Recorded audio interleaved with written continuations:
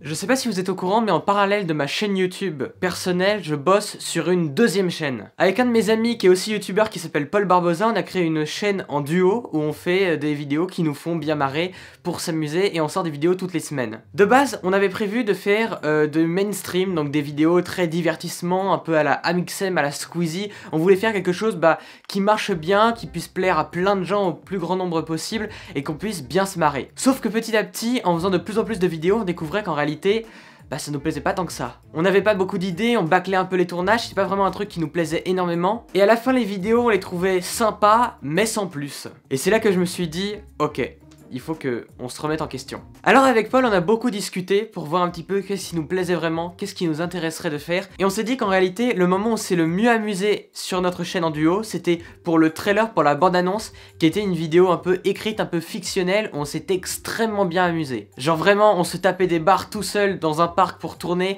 et quand on faisait les voix off, on était éclatés de rire. Et on était vraiment fiers de cette vidéo. Cette petite fierté où tu te dis, waouh, j'ai fait du bon taf. Et en fait, je me rends compte que la création et que la vie en général, c'est une histoire de remise en question. On fait des erreurs, on va dans des chemins, on se dit est-ce que c'est ça qui me plaît vraiment? Puis on découvre que c'est pas vraiment notre voie, et on cherche après notre voie, on tâtonne, on expérimente, et on découvre en fait ce qu'on aime vraiment. En ce moment, je suis en train de lire un livre qui s'appelle L'essentialisme de Greg McKeown, je ne sais pas comment on prononce son nom. Et ce livre est absolument fascinant. C'est un livre qui te montre une méthode pour mieux choisir tes priorités, pour mieux choisir ce que tu veux faire dans ta vie, et qui t'explique qu'en réalité, la plupart des choses qu'on a autour de nous sont totalement insignifiantes, et qu'il n'y a pas vraiment de grosses conséquences par rapport à ça, et qu'il faut arrêter de se préoccuper de tout ce qui se passe et se concentrer sur l'essentiel. Et j'ai bien besoin de lire ce livre. En fait, je suis le genre de personne à toujours tout faire, tout seul, tout le temps. Quand je faisais des vidéos, je faisais de l'écriture jusqu'au montage, à la publication, tout seul. J'arrivais pas à déléguer, j'arrivais pas à laisser mon boulot à faire quelqu'un d'autre et à travailler avec d'autres gens parce que je me disais, non, il faut que tout soit fait en ordre, tout soit fait comme je dois le faire. Je n'arrivais pas à déléguer les choses. J'arrivais pas à me relaxer là-dessus, à me dire, concentrons-nous sur l'essentiel. J'essayais toujours de faire plus, de faire plein de choses, de faire trop finalement. Je me disais, et si je sortais une vidéo par semaine, puis deux, puis trois, puis tous les jours? Je n'arrivais jamais à me concentrer sur l'essentiel. Et si toi aussi t'as ce genre de problème, la meilleure chose à faire, c'est de se remettre en question. Et du coup, j'ai vraiment décidé de me dire maintenant, fini de perdre mon temps. Moi, j'ai envie de faire des choses qui me plaisent, j'ai envie de faire des choses pour moi. Je pense que c'est vraiment important de réfléchir comme ça, de se dire, maintenant, mes priorités, c'est ce que j'aime, c'est ce que je veux faire, c'est ce qui va me pousser à réussir. Et je pense que c'est important de se remettre en question tous les jours dans sa vie, de réfléchir un petit peu à ce qu'on aime vraiment, à ce qu'on fait actuellement, et est-ce que c'est ça vraiment qu'on a envie de faire dans notre vie. Et en fait, la remise en question, c'est un peu comme un scénario de film. Laissez-moi vous expliquer.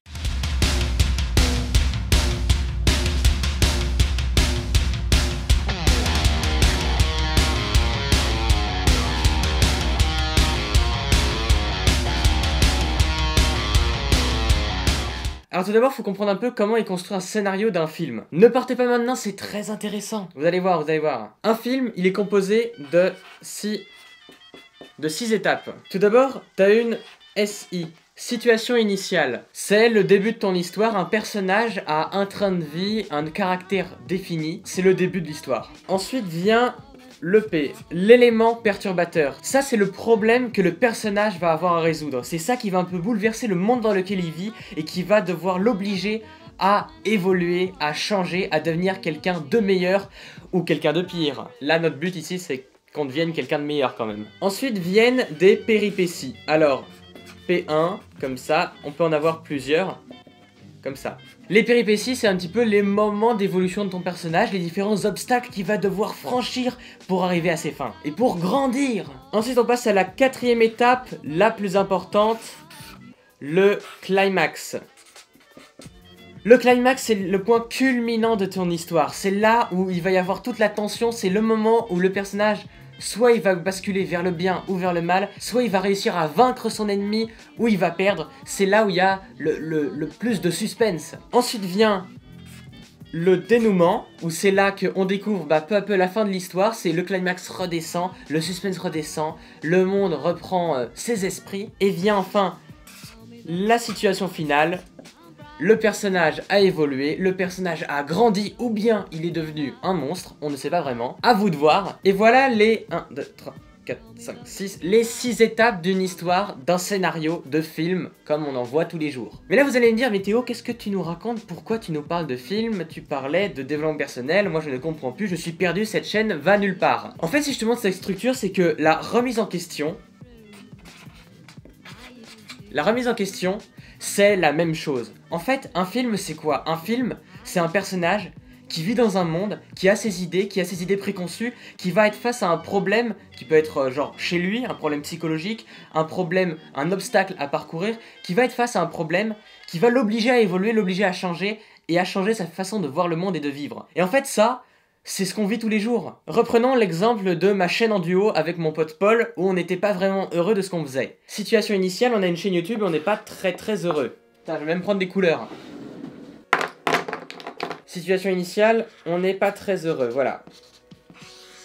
Le smiley triste. Situation initiale, on n'est pas très heureux, on fait des trucs qui nous plaisent pas vraiment, on fait des vidéos un peu mainstream, mais en réalité, c'est pas notre truc. Élément perturbateur, on découvre que le mainstream, c'est pas quelque chose qu'on aime vraiment, que c'est pas vraiment ce qu'on a envie de faire, et on se dit, merde, on avait une chaîne YouTube basée sur le divertissement mainstream, le divertissement grand public, et on va quand même pas l'arrêter dès le premier mois de sa création. Viennent ensuite les différentes péripéties.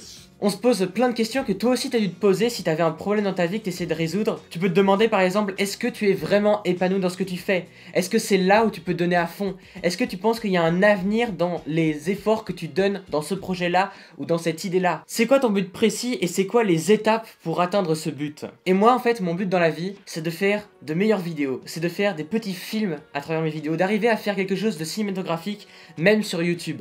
Même à travers internet, à travers des vidéos. Et c'est pour ça que je fais ces vlogs sur ma chaîne, parce que j'ai envie de développer des qualités techniques différentes, de développer de nouvelles manières de raconter des histoires, parce que ma passion et mon but dans la vie, c'est de vous raconter des histoires de la manière la mieux travaillée et la plus efficace possible. Et en fait, les péripéties, c'est un peu le plan que tu vas te donner pour atteindre ce but. Tu te dis, ok, ma vie ne me plaisait pas, j'ai un objectif dans ma tête, comment je vais faire pour atteindre cet objectif? Par exemple, avec les vidéos, ça va être de sortir plus souvent pour tourner autre part, de rencontrer des gens qui savent mieux faire ce boulot, qui savent mieux tenir une caméra que moi, qui savent mieux faire du montage que moi, pour m'aider sur des projets. Et pour ensuite me concentrer, comme je le disais avec ce bouquin, me concentrer sur l'essentiel. Et pour moi, l'essentiel, c'est écrire et réaliser. Écrire des histoires et les raconter d'une certaine manière, expliquer ma vision à une équipe avec des gens qui savent faire les choses un peu techniques que moi, je ne maîtrise pas bien. Alors on a beaucoup réfléchi avec Paul et on s'est dit que ce qu'on kiffe vraiment, c'était des sketchs, c'était de l'humour, c'était des sketchs écrits, d'avoir écrit un scénario, de le jouer,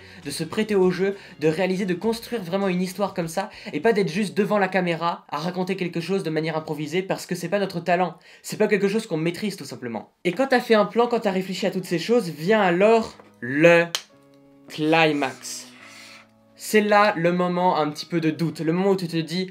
Est-ce que c'est bien ce que je fais? Est-ce que je mérite de mettre autant d'efforts là-dedans? Est-ce que ça va plaire aux gens? Pourquoi je fais ça? Pourquoi je vis? Pourquoi je suis né? Tu te poses des tas et des tas et des tas de questions parce que quand tu crées quelque chose qui vient de toi, qui est personnel, t'as peur que ça plaise pas. T'as peur que les gens trouvent ça bizarre. T'as peur que les gens n'aiment pas. T'as peur que les gens te suivent plus. T'as peur de pas réussir tout simplement. Ensuite vient le dénouement. Et là tu mets en ligne ton travail, tu diffuses, tu fais les premiers efforts et tu te dis « Oh mon dieu, est-ce que les gens vont aimer? Est-ce que les gens vont apprécier? Est-ce que ça va marcher ?» Et là le dénouement, tu découvres que soit ça marche pas. Alors le plus souvent dans un film Disney, ça marche. Le prince et la princesse sont heureux et ont beaucoup d'enfants. Et tu passes ensuite à la situation finale où là, bah tu es heureux, tu as un meilleur train de vie, tu as réfléchi plus profondément à ce que tu voulais vraiment faire et tu t'épanouis encore plus. Après vient un autre problème si au dénouement ça ne marche pas. Tu peux continuer à te remettre en question, revenir dans ce cycle.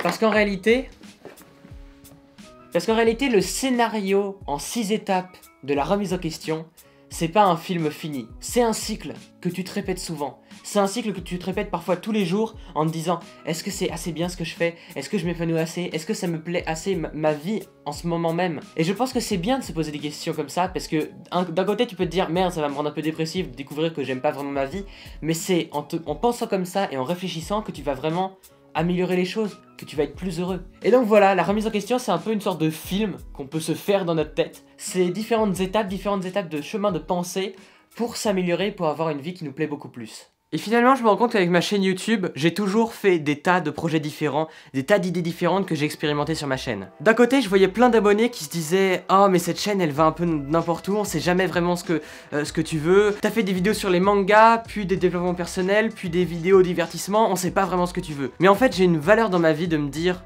« Si à un moment, je découvre que ce que je fais en ce moment me plaît pas vraiment, ou je m'épanouis pas assez dans ce que je fais, eh bien je lâche, je fais autre chose. » C'est vraiment une règle que je me suis donnée, je ne veux pas rentrer dans un cercle où me disant « Ah, ça commence à marcher, si je le lâche, ça marchera plus, mais je dois continuer même si j'aime pas ça. » Ma règle absolue, c'est de toujours me concentrer sur ce que j'aime dans ma vie. Et finalement, je trouve que les vlogs que je fais en ce moment, que les courts-métrages et les sketchs qu'on prévoit de faire avec Paul, tout ça, c'est des trucs qui me plaisent vraiment. Pour le moment, je suis heureux de ça. Donc j'espère que ça continuera. On va voir ce que la vie nous réserve. Et voilà, si j'avais un dernier conseil à dire, c'est que on se remet en question tout le temps.